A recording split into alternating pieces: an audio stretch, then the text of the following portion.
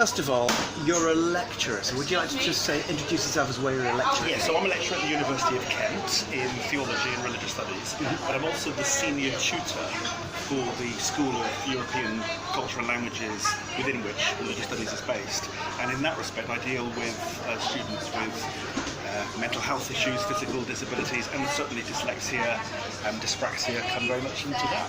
And what sort of provision is there in that respect? Well, we have a brilliant unit which is now called Wellbeing, Student Support and Wellbeing. It used to be called the Dyslexia and Disability Support Unit. And so students have something called an inclusive learning plan.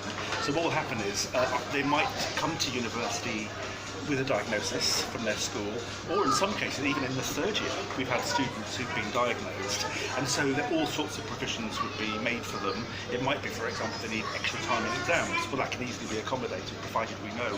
It might be that they need help with deadline. They might even need a scribe or someone to help them with their work. So it might be that when they have an assignment, somebody will help them go over it and just make sure that they are sufficiently focused. So they have a learning advisor, and the university will appoint such a person.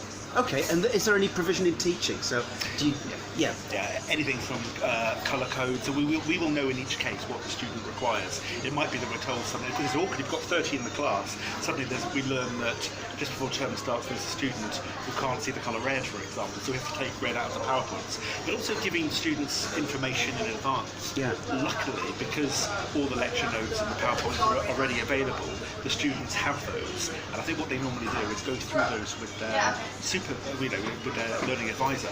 So then they can then change the font, they can make the text bigger, they can whatever provisions are needed. So sometimes it might just be that they need, an example would be in some cases a student can't read or has difficulty reading from the board. So it would be wrong to point to the student and say, hello, would you like to read that out?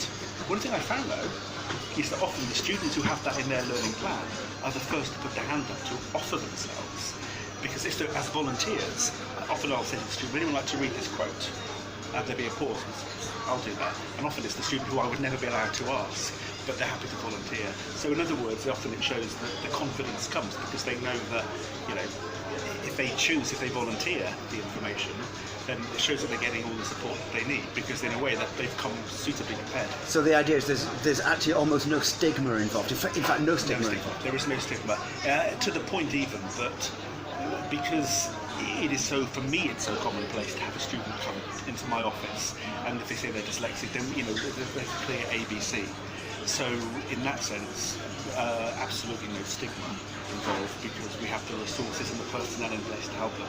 The worst thing would be if a student didn't want to come forward, in which case we have had those sort of cases when a student would say, oh, my second year marks could have been much better if I'd been suitably diagnosed, in which case, well, sometimes we have had cases, it's like the third year and we're like trying to see what we can do to make sure that they get the best degree that they can. Yeah. So the earlier the diagnosis, the better. Yeah. They can have the best 3 years of their life. And how long have you been a lecturer?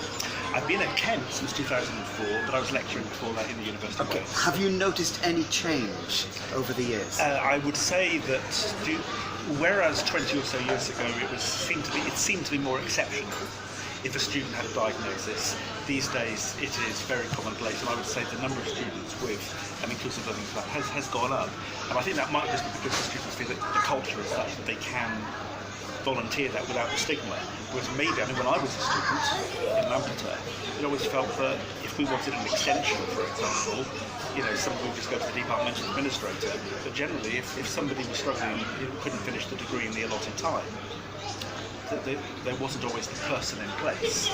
It was more that they didn't have a senior tutor system. It was a case of, either don't tell anyone, or you would go to a particular person like the Deputy Vice Chancellor, and he would perhaps come to some arrangement. I heard of those cases, but it wasn't mainstream. The idea was that a 3-year degree, there didn't seem to be anything like the provision in the early 90s that I would say is very much normal practice today.